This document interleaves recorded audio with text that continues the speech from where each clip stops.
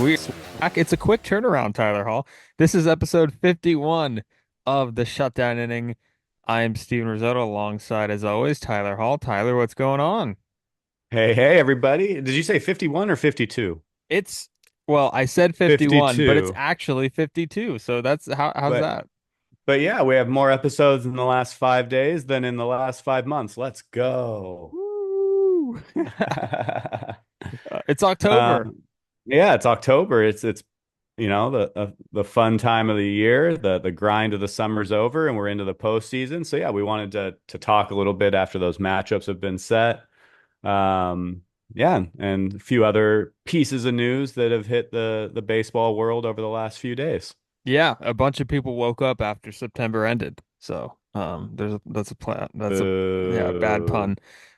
Yeah, but there's a lot going on in the baseball world. We're gonna get into postseason predictions in just a bit.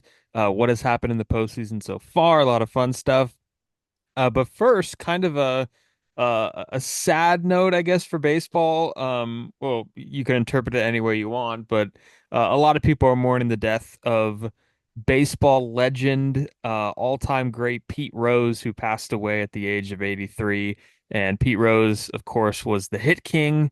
4256, just a number that I know is ingrained in me, a record that I don't think is going to be broken in my lifetime, at least.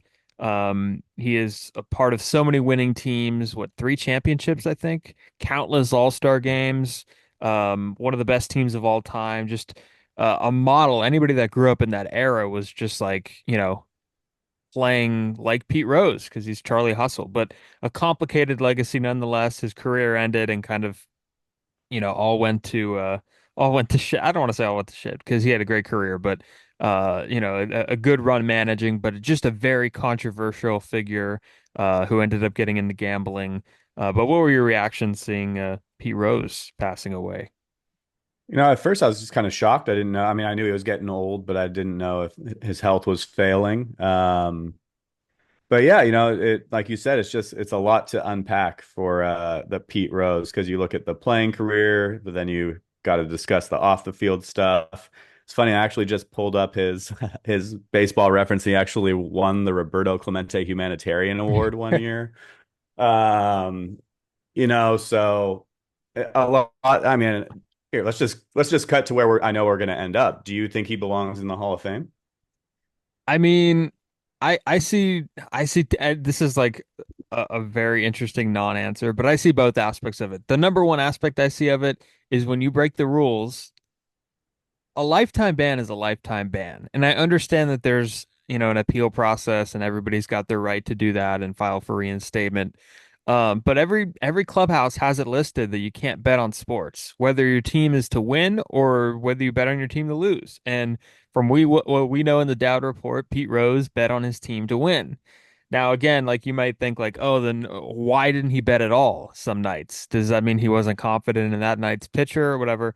Why didn't he do it all the time? That type of thing.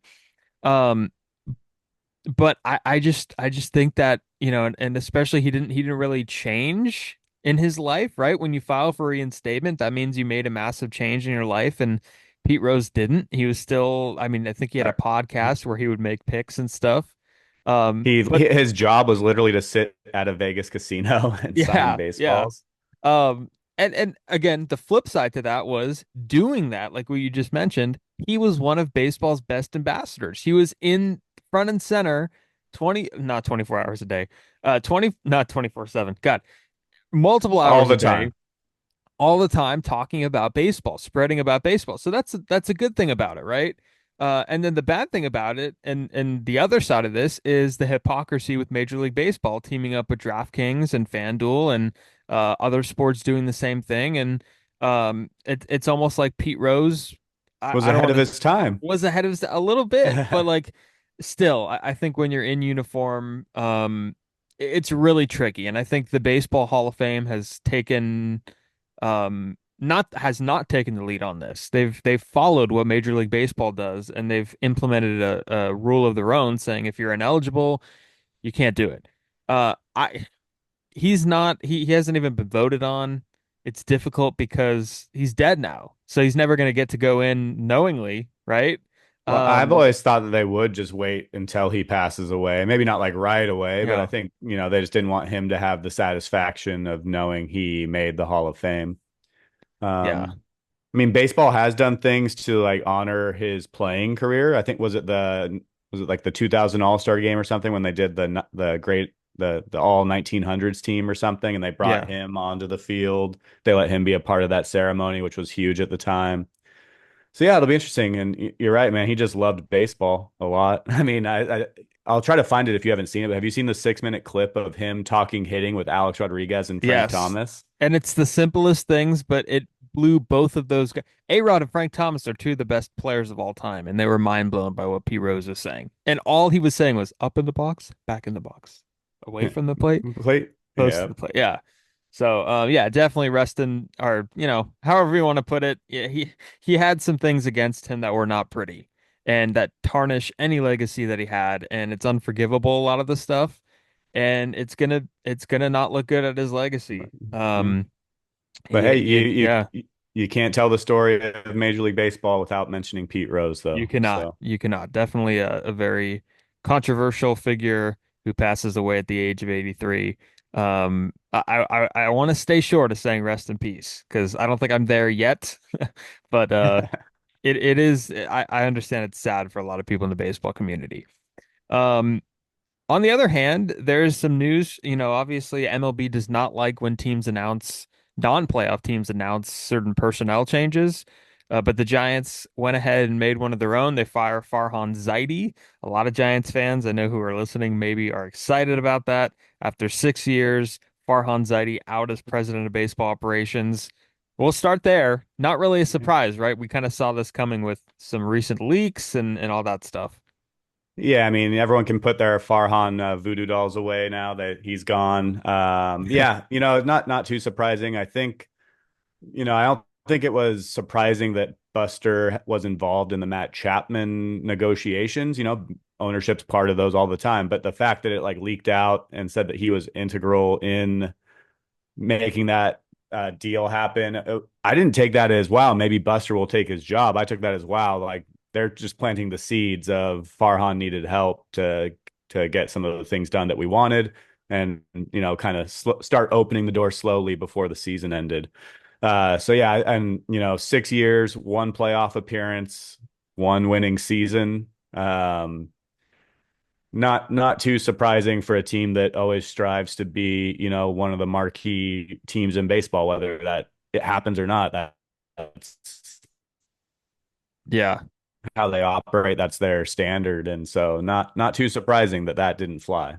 Yeah, no doubt. And I think like people forget that the Giants want to be the Cardinals, they want to be the Yankees, they want to be the Dodgers, they want to be the Red Sox. They want to be in that mold, and they are in that mold. And I think the last few years they've kind of forgotten that.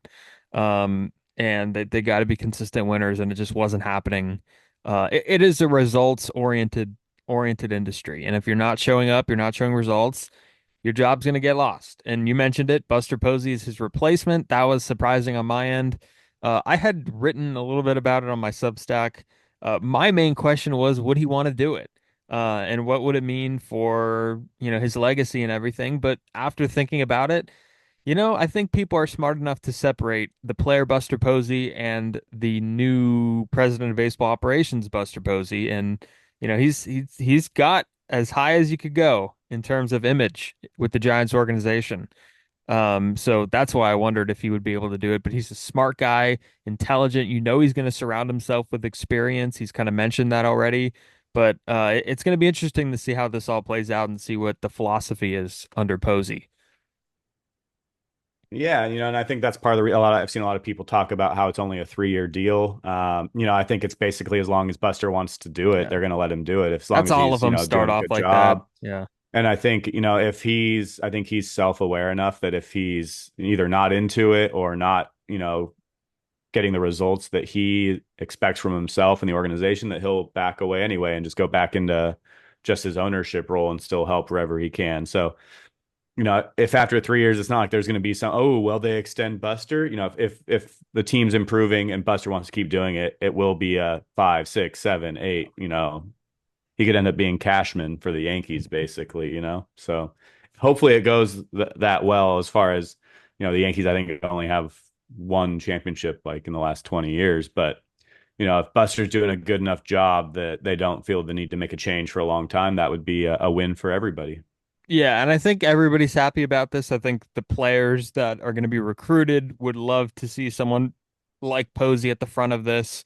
Obviously, he's a part of the ownership group, so that makes them happy.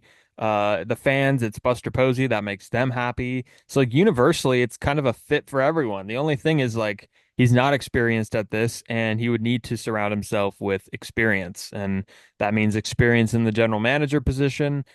There's executives that were there when he played, Yoshida Goldfarb, Jeremy Shelley, who have been assistant GMs for quite some time, that I'm sure he's going to keep in the organization. Coaching staff looks like it's stable, and that's good to me. Like I think a lot of people like were kind of indifferent about Bob Melvin's status, but I think Mhm. it adds a level that Posey does not need to worry about. You have a coaching staff in place, maybe like a change here and there, a hitting coach, whatever. Um, but it's Pat there. Burrell catching strays. Yeah, it's there. It's set in stone, right? Bob Melvin's, he's gonna have everything settled. So, um, but yeah, Yeah, Posey running things is crazy. yeah. I mean, I was surprised when I saw the news. Like when I saw Farhan out, I was like, yeah, cool. And then like Buster Posey's photo. It's still weird to me to see him in a suit, but yeah, I'm not too concerned about him putting himself in a position to succeed. He doesn't really, he succeeded at everything he's done in baseball. He's going to surround him. He's not going to come in though thinking he knows everything. He's going to surround himself with the right people and put himself in a position to succeed. And one of the things I thought of when I saw that he got the job, it reminded me of a story after the 2010 World Series. I think it was like the day of the parade. Kruk and Kipe were in an elevator with Posey, and Posey's like smiling from ear to ear. And Kruk and Kipe said, "Hey kid, enjoy it. It doesn't happen every year." And he said, "Do you remember what his response was? It was why Why not? not?" Why So, not? he's committed to winning. He wants to win, and he's going to do what he has to learn and get those around him to help him to make the Giants a winning franchise again. And he lives and breathes this stuff. For people that think like, oh, I don't know. He would not have moved back to the Bay Area. I understand Yeah. that they might be more comfortable, and I don't want to dip too much into his family reasons. That's stupid on my behalf.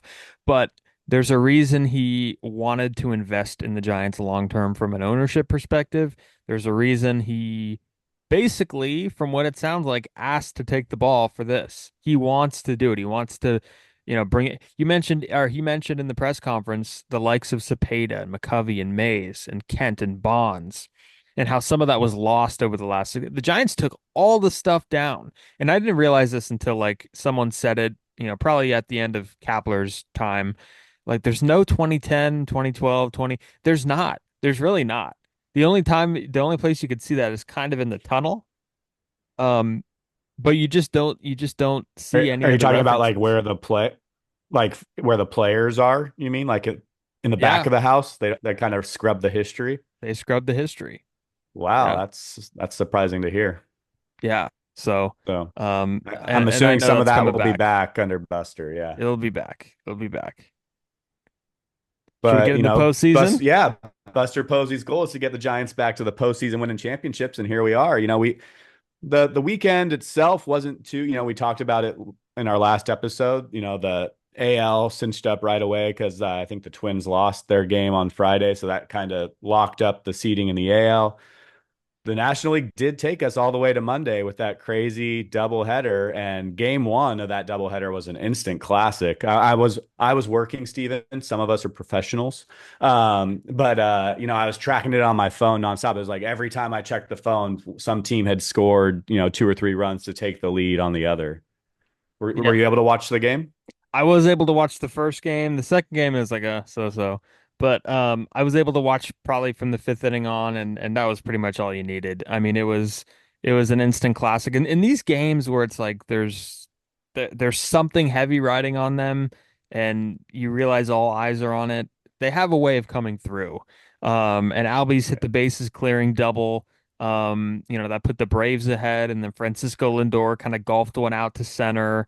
It Yeah. was a very entertaining. Edwin Diaz got his butt saved by Francisco Lindor because he came in and blew the game.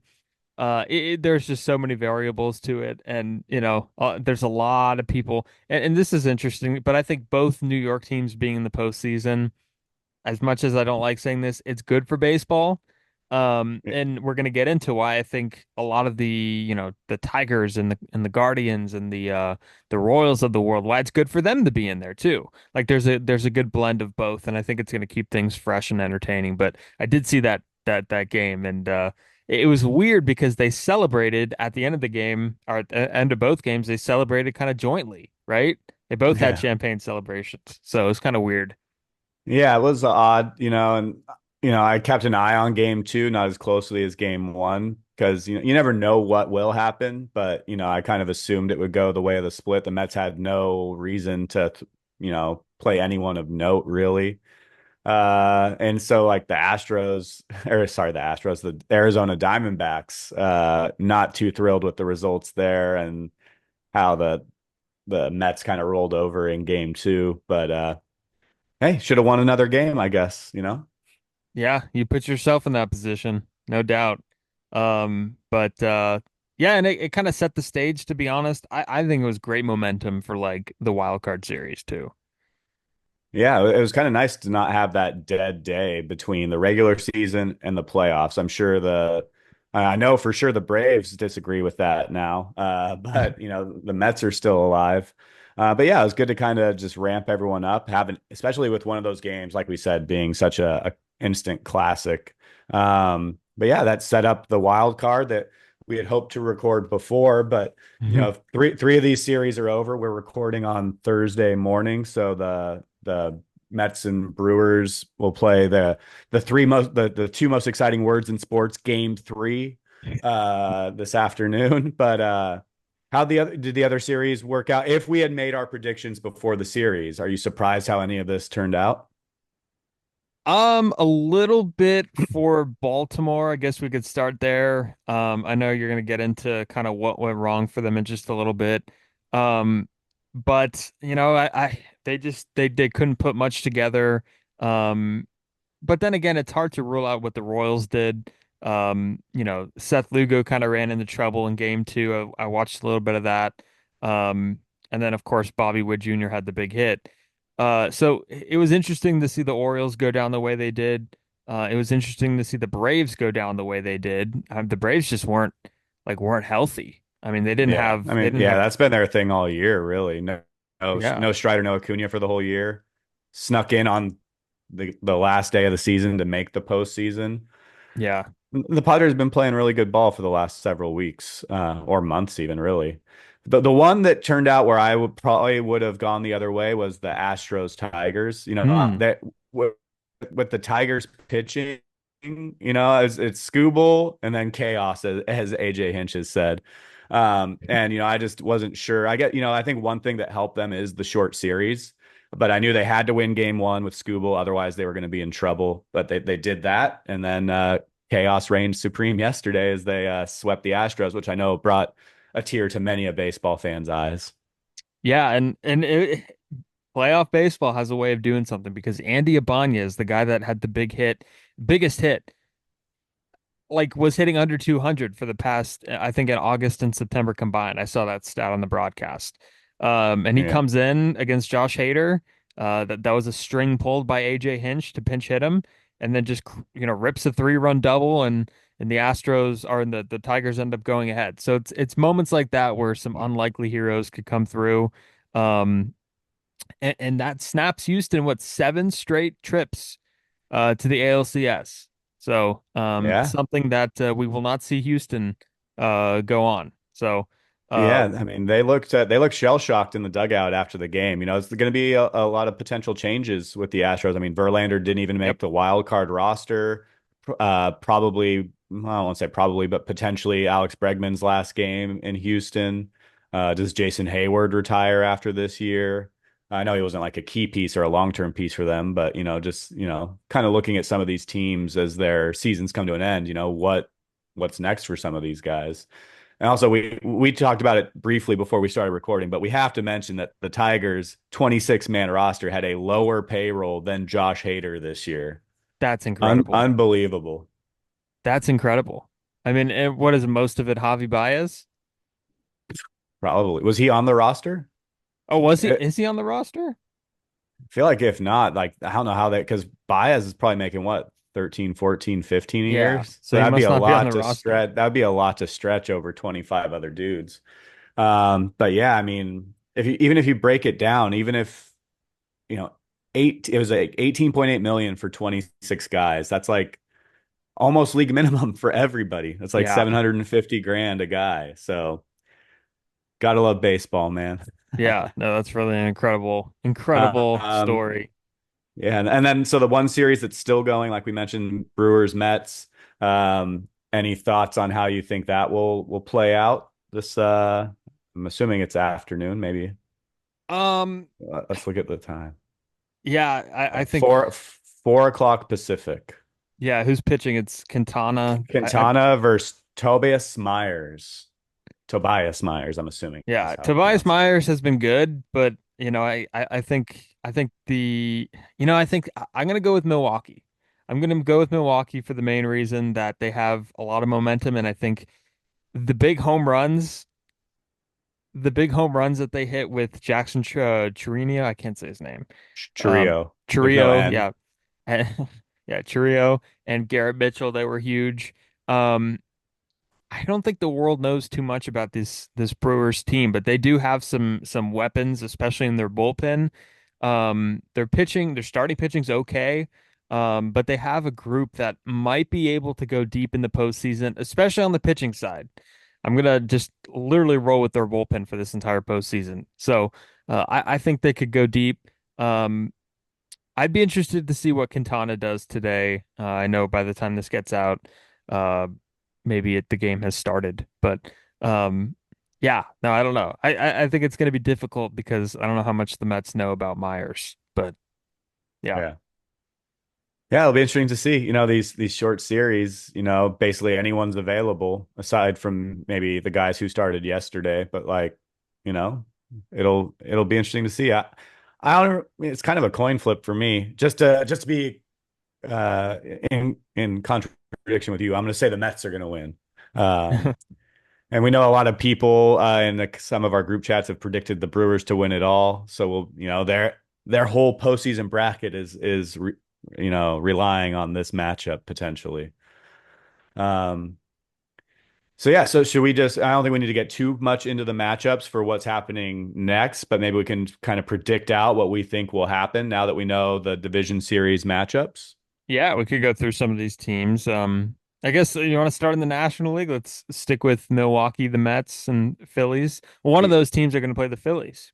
Yeah, I mean, I just think the Phillies are a machine. Yep. I think that they're gonna probably handle whoever comes out of that matchup. You know, Harper has a tendency to show up for the big moments, as does Turner, and they have a lot of the experience now because they're kind of a perennial playoff team now. It feels like so. I'm going Phillies. Phillies for sure. And the reason is because they're set up on starting pitching. Zach Wheeler is, I think, a legitimate ace. Aaron Nola's there, but away from those two, those are the two obvious ones. Ranger Suarez has had quite a year too. Oh I mean, yeah, he's been excellent. I think he's been atop a lot of National League pitching categories. Christopher Sanchez has been good too. Um, this is just a dominant. I think it might be the best starting pitching that is currently in the postseason. But they are stacked. I think they're gonna blow by whoever they have in the first round, no doubt about it. And their offense, like you mentioned, is just so powerful. They're deep all the way through. They hit home runs. They play fundamentally sound baseball. Um, it's tough to see any other scenario here. yeah. Yeah, I agree. And a great call on Suarez. Even I, forgot about him. He was an all-star this year. So their Yeah. number three starter is an all-star. So So yeah, I mean, best of luck to the Brewers or Mets, but I guess the shutdown inning is predicting the Philadelphia Phillies. And if you remember our preseason show, we've basically crushed this season in predictions. So uh take it to the bank. This is not sponsored by DraftKings, but Philly's going to the NLCS. Yes, exactly. That book it. And who would they face? Who would they face? Who do you think? I'm choosing the Padres, and this isn't because I'm a Giants fan who wants the Dodgers to lose. I mean, that's a given. But the Padres have been playing really well. They almost caught the Dodgers in the division, late. The Dodgers just don't have the pitching. If the Hmm. Padres pitching can keep the Dodgers bats even, to an average output for them, I think their offense will be able to do more against the Dodgers pitching. Yeah, they don't have any starting pitching at all. They've just been crushed with the injury bug this entire season. Um, and I know Alex Pavlovich keeps saying it, like they're not going to go deep in the postseason with their pitching. And that's whether Ohtani came back to pitch or not. They just don't have it. Um, you And know, I I, think they've come out and said that they're not even entertaining that anymore, correct? Like no Yeah, not Otani even on the mound. entertaining it. I don't even know if it was ever something that was entertained or anything, but it was just thrown out there in the media. Um, but San Diego, their big test is obvious, right? Their big test is trying to figure out how to handle Betts, Freeman, Otani. Like once they neutralize those three, and like right, they've been neutralized in past postseasons. Last year they were Yeah. 100% neutralized.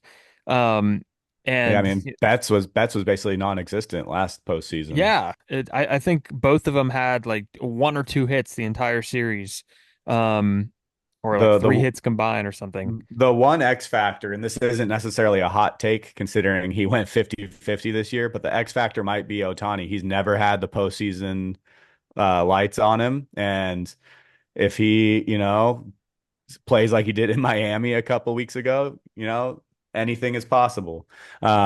But assuming that the rest of the 25 men on the Dodgers and the 26 guys on the Padres play what we're expecting them to, I'd still expect that to be a Padres victory. Yeah, I think so too. I think San Diego pulls through, but they just need to neutralize it because the rest of the lineup, man, it's not anything to write home about.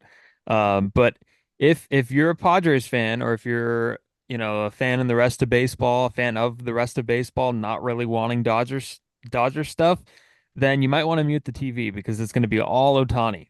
That is the Uh, storyline. His first postseason, one of the greatest players of all time, his first postseason, that will be a big storyline going like into this he season. he could hit a home run in game one, but the Dodgers lose like 5-1, and MLB would be like, Otani hits home run in first postseason game. Yeah, exactly. That's what So it would get ready be. for it. Get ready. Yes. And then the other two matchups in is the American League the senior circuit? I always get this wrong. I think the National League was. I always get it. Now you have me doubting myself. Well, nobody uses that phrase anymore, so I guess it doesn't matter. But in the American League, No. we have Yeah, it was the Royals. National League. Okay, okay, that's good to know. We have Yeah. Royals and Guardians, two teams that are very familiar with themselves, with each other, I should say. They play each other a lot during the regular season, being in the same division. Um, but starting with them, Guardians, Tigers, right? Royals, Yankees. You said Royals, Sorry, Guardians. Royals, yes, Royals, Yankees, Guardians, Tigers. I was thinking Guardians and Tigers are familiar with themselves. We'll start with the Royals, Tigers, though. Stop. Royals, Yankees. I'm all over the place right now. Um, Steven's brain is short circuiting. He's not used to recording this many podcasts in 5 days. exactly. Um, but the Yankees, we'll start with them. They've had I think they're considered the favorite to win the World Series. But like I watched a lot of them in September, or tried to watch a lot of them in September and listen to kind of what was written about them. And from what I know, it's like they don't really play fundamentally sound baseball, like I mentioned the Phillies do. Like they run in the outs on the bases, they get picked off, they make dumb mistakes defensively. There's times where they don't hit. Um, but this is similar to the Dodgers, where it's like Judge and Soto need to be neutralized, but I think they have a better overall lineup than the Dodgers. So, I would Yeah. take them over Cleveland, or sorry, over Kansas How City. about how about Kansas City? Thoughts on them playing the Yeah, Royals? exactly. I would take them over Kansas City. Um, but also it'd be a really nice story if Kansas City does do some things and we get to see Bobby Witt Jr. On the big stage. They got some other guys there too. Seth Lugo's had a great year. So what do you think? I should stop talking. Well, for this Royals Orioles matchup, no. Royals Yankees. Yeah, I mean, I'm with you. I'm probably siding, leaning towards the Yankees here. This Yankees team, at least with some of these current players, they've never really gone super deep into the postseason. And so they've kind of lacked that it factor that like I remember from like the Yankees from like the late 90s, early 2000s. So, but I just think Judge and Soto, are a crazy 1-2 tandem that I just think will carry them against a Royals team. That said, the Royals, they're kind of like a couple other teams in this postseason. They're inexperienced in the postseason, but they have some young talent that is just playing really good ball and really fun to watch. Um, but I just think the Yankees at least get through this round. Probably both, to be honest. But I'm going with the pinstripes as well. Fun pinstripes. Yeah. And then the last one we have here in the division series is Guardians Tigers. We've seen the Guardians in this position before. There's been years they've been dominant. They've been years where they've taken advantage of a weak AL Central to sneak in. But they have a really, really, really good group of young players. Their bullpen, I believe, is the best in baseball according to earned run average. A lot of kind of unknown guys. Their rotation is kind of interesting. Um, I don't know too much outside of, Tristan McKenzie and Tanner Bibby. So I would need to know who they're starting in games after those two. But they're a young core, but I'm gonna roll with Detroit, Tyler. I'm gonna roll with Detroit. I Oh, think they got a good thing going over there. This is kind of a weird pick, but I'm excited about what the Tigers could do, and uh, you know, seeing them more on a national stage is kind of what I want to see. nice. Yeah. Before I get to my prediction, which is going to be the Guardians, I just want to say, and I made a joke earlier about, we crushed our preseason predictions, and you and I absolutely throttled the AL Central. We called them the worst division in baseball. They're so bad. Which team will limp to the division title to make the Oh playoffs? my goodness. Three-quarters of the American League and ALDS is AL Central teams. So it shows how much we know. So take these predictions very seriously. Yep. Um, but that said, they did get to. I saw some stat. I forget what it was. They beat up on the White Sox this year. Like the White Sox won like 8 games in the division this year. Um, they had a losing record as a division with 4 teams above 500, which is pretty wild. That's how bad the White Sox were. But yeah, I'm going with the Guardians. Ramirez had a great year. He did end up, I think it was 1 home run shy of 40-40. I think he's gonna help carry that team. And similar to what I mentioned about the Tigers Astros, you can only ride the bullpen so much. And so I think the games where Skubal doesn't start, they're really gonna have trouble eventually. If they win this round, I'm putting like the team of destiny stamp on them, and gonna jump on the train and hope that they keep going. I mean, I do hope they keep. I prefer they win over the Guardians probably, but predicting who I think will actually win is Cleveland. Yeah, if there's a Bumgarner-esque effort in this postseason, like Tarek It's Skubal. Skubal, like is Yeah, is like neat, like this is 2000, like not 2014 Giants completely, but like in terms of him being the only one they trust. No yeah. knock on Jack Flaherty. Or no, Jack Flaherty's a Who's Dodger. with the He's the Dodgers? Yeah. Dodgers. I'm looking at their baseball reference page right now, and I'm like, oh, he's Well, not what's on the crazy roster is, anymore. they were kind of sellers at the deadline. They Yeah, traded Jack Flaherty, and they now gave they're up. in they went they had an unbelievable run in September. So I mean, they have all the momentum on their side as far as, the last 3, 4 weeks of baseball. Yeah, and I forget because I'm on their baseball reference page, and it's like the ones that aren't on the team anymore are not like bolded. So it's like, oh, that's right. Hmm. So Jack Flaherty's not going to be there, but he'll be a part of the postseason, but just not with Yeah. Detroit. Um, So we're not going to be able to record for a couple of weeks. Should we just knock out these so in the ALCS you would have the Yankees Tigers. Who are you going with? I'm going with Detroit, team of destiny, Wow. All team right. team of destiny. I'm going Yankees over Guardians. And then these are all such hypotheticals that I don't think we need to talk about the matchups that might not Yeah, even happen. So then you would have also the what, Padres, Phillies. I think we both had Padres, Padres, Phillies. Phillies, and yeah, we don't need to talk about the matchup. We basically went over every team and like what would be their X factor, why they would fail, why they would do good. I'm gonna go with I'm gonna go with the Phillies. I'm gonna go with the Phillies. I'll take Phillies over Padres. I like their pitching a lot. I'm gonna go San Diego. I think they've been Mm, playing really well. They've got some good vibes going down there. We got to have a West Coast team in the world, advancing somewhere. yeah, yeah, no doubt.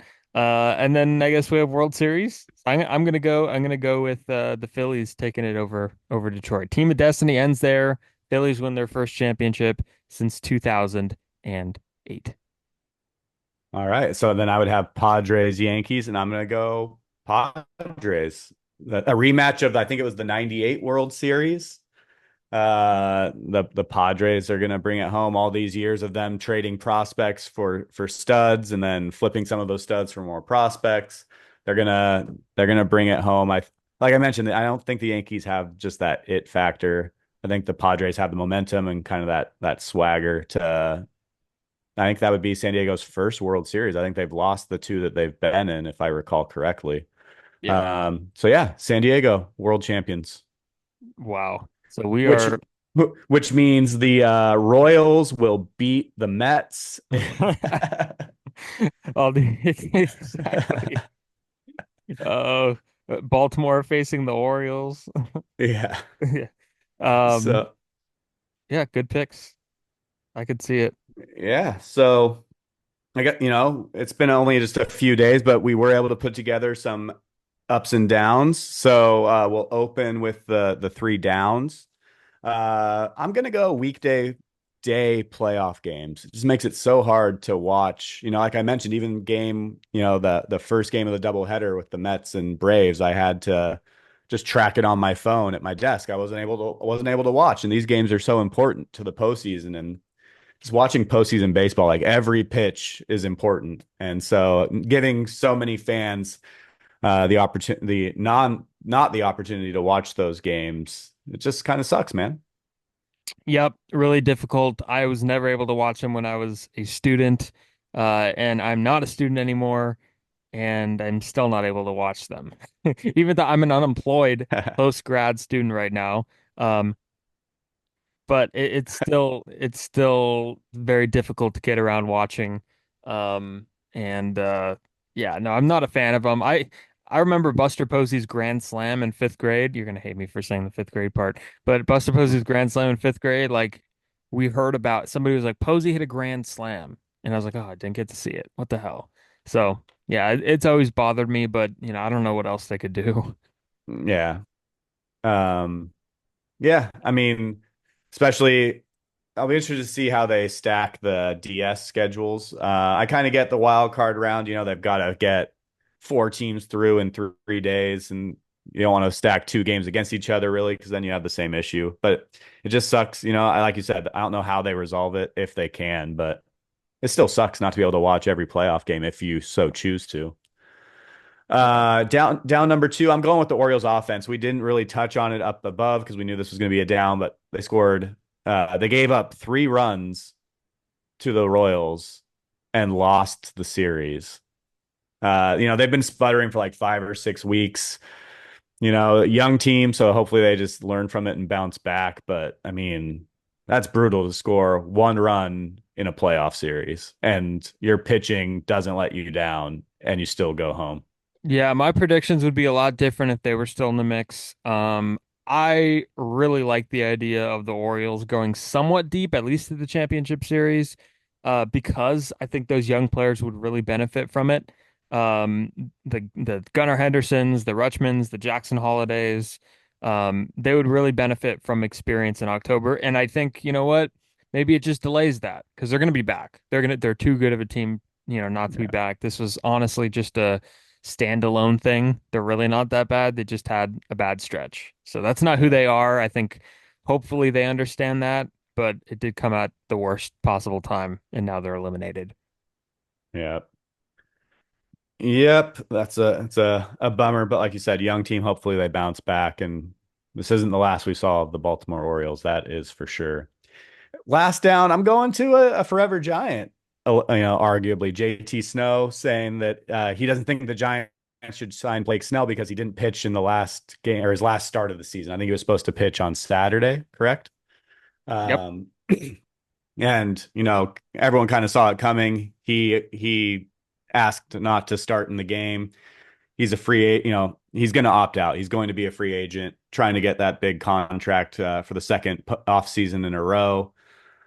But I just, it's not like he's reinventing the wheel here. This happens all the time with guys. The Giants really have nothing to gain by throwing him out there, especially because most people anticipate the Giants being interested in bringing him back potentially.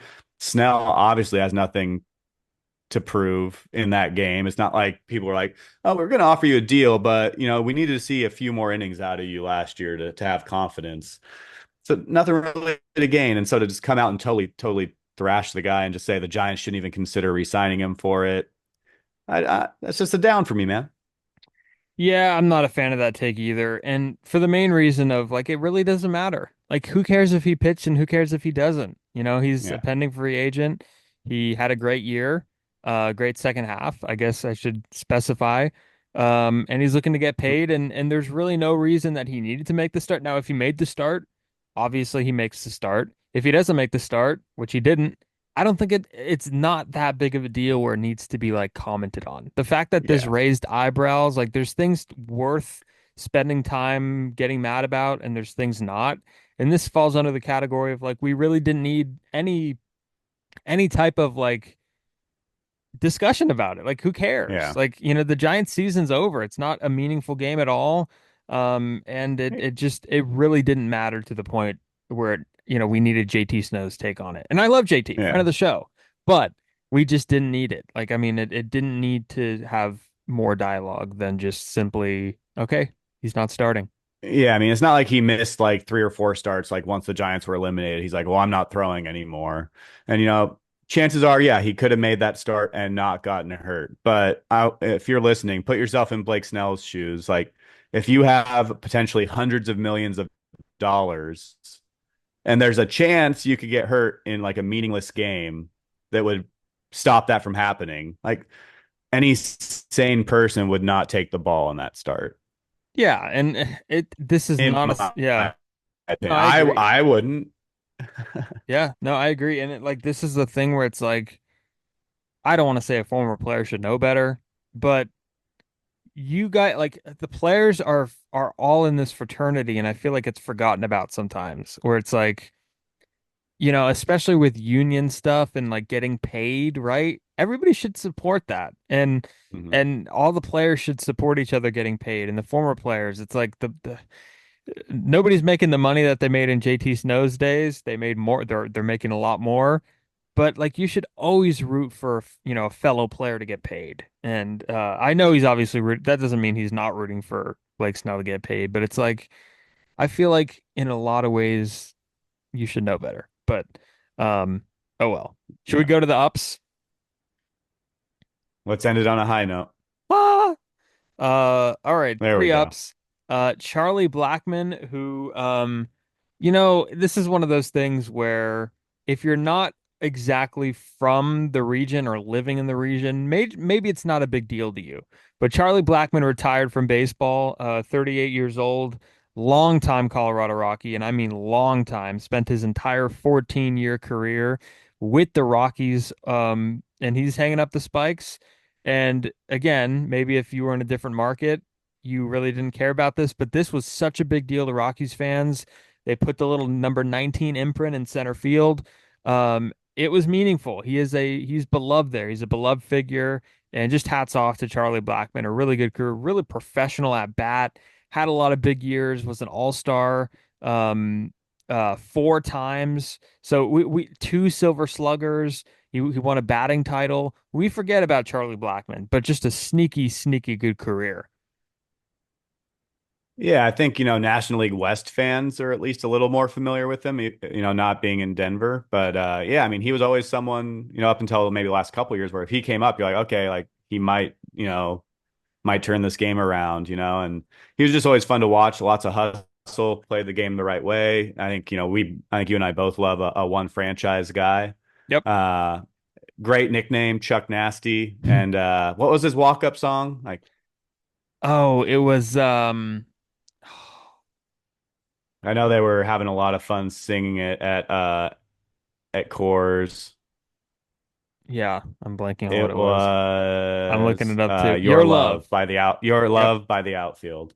Um, but yeah, so just an iconic player in their franchise history. I'm sure he'll get fame. He'll be a one and done game, but solid career, and it's really cool to see a guy kind of know that he wants to stay in one spot instead of moving on to try to extend it and just be happy with the 14 years he had in one city. Yeah, no doubt. Great career, Charlie Blackmon. Congrats. All right, my number two up. AJ Hinch. And if we were talking about this maybe before the 2020 season started, it's like, wow, AJ Hinch is back in baseball, but he is back. His character arc has been fascinating to me. He was a part of that 2017. I can't believe in a lot of ways the 2017 Astros manager was allowed back in baseball when the GM's ousted, those players get booed. He gets a job after the year suspension with the Tigers, and he has done a really good. He is one of the best managers in the game. Just the leadership style, what everybody says about him, you could tell he's got the respect of the players, and it's been cool to see him kind of lead this Tigers team, storybook-esque. But it is cool to see his character arc and that he's past the sign stealing scandal. And Or yeah. is he, Steven? Uh, What do we know? We don't know what the Tigers. No, I'm just joking. Yeah, 3 years from now, we're gonna get AJ Hinch brought his tactics to Detroit. Andy It's got Ibanez knew what was coming. Yeah. I mean, it's got to be really kind of satisfying for him to win that series in Houston Yep. to advance, kind of get some monkeys off of his back potentially there. And yeah, it's not like I don't want to get too far into 2017, but he's back. He's like you said, his arc, his he kind of started as someone everyone liked, then he had his little villain time, and now he's back on the bright side of things. Yeah. So good to see him back. Yes. AJ Hinch is back. And Is then so back. Yeah. speaking of so back, Speaking of so back. Oh, sorry, I was stopped for a they're second. I stopped yours. talking. Speaking of so back. Um, this one is universally loved. MLB All-Star Game jerseys, Tyler, are back. We are going to get to see teams wear their own uniform, their own team's uniform in the All-Star Game. There was a brief few-year stint where they wore these awful American League and National League jerseys. They weren't awful. Some of them were nice, but just the concept was awful. I cannot wait to see San Francisco, New York, and Milwaukee like across the chest to some of these players. I mean, this is one of the rare instances where baseball listened and made action on grievances from fans. Usually they don't care, but this one, it seems like, it took them long enough to listen. This wasn't wanted. It wasn't a wanted change anyways. And here's the thing I've been arguing this whole time. You could still sell the batting practice jerseys. You could still sell them. You Yeah, can. just have them wearing during BP, have them wearing during the home run derby. They're still gonna get their jerseys. Yeah, I still see the ones that were worn in Kansas City in 2012. that Giants fans have of Posey and Sandoval and Melky and Kane. Like they're still worn. I still see them, the royal blue ones. They're really nice. So those jerseys will still get sold. Believe me, the hats are Yeah. so popular. I see All-Star game hats all the time. They are gonna get sold. So MLB does Yeah. not have to worry about that. So I'm glad to see it. Yeah. Yeah, kudos to the Major League Baseball for, like you said, finally getting something right and listening to the fans. I'm stoked on this. I joked around that was the best news of the day the other day because it was Yeah, like saw Farhan that. got fired, Buster was in, and All-Star jerseys are back. It's just really cool. I mean, when you think about like even like the golden era, like you had Aaron and Frank Robinson and Willie Mays and Mickey Mantle at the All-Star game, but you see them in their jerseys. It's just kind of cool to see, and it kind of just shows you how wide the talent in baseball is when you see them in all their individual jerseys and not all just lined up as in the same. So I was really excited to hear that. It'll make next July a little more enjoyable for all of us for sure. Yeah, no doubt about it. So good to see that coming up at the Midsummer Classic. We are excited for postseason. Tyler is going to Portugal, and I can't wait to hear all about that. As someone who does not go to foreign countries at Yeah. all and who does not travel outside the United States, I will live vicariously through you. So I'm excited to hear. When was the last time you traveled outside of California? In late July when I went to Reno. Okay. Uh, So the most um, un-California place you or yeah, dude, I'll the let you most know all California about place it. you could go to. Yeah, exactly. Yeah. But But and yeah, I'll be before back that, before the before that, I World did go to Series. So Nebraska. So in December. oh wow, you're just crushing all these bucket list destinations. Yeah, But yeah, well, I'll be back before the World Series, so maybe we can predict the actual World Series. It'll be two teams we didn't even pick out of eight. exactly. Well, I'm looking forward to it. I'm looking forward to it. Looking forward to hearing about the trip. I think we shut it down again, Tyler. We did Yes, right. 52, and we'll hopefully our next episode isn't talking about the All-Star game jerseys after we see them next July, Stephen. No, it will not be. And right as this call Got says, him. got him. Right as this call says, my internet connection is unstable. We will wrap up. This has been episode 52. Thank you for listening. You could follow us on Twitter at shutdown_inning. Check us out wherever you find your podcast. A lot more to come, and we will see you next time. That's what's up. Bye-bye.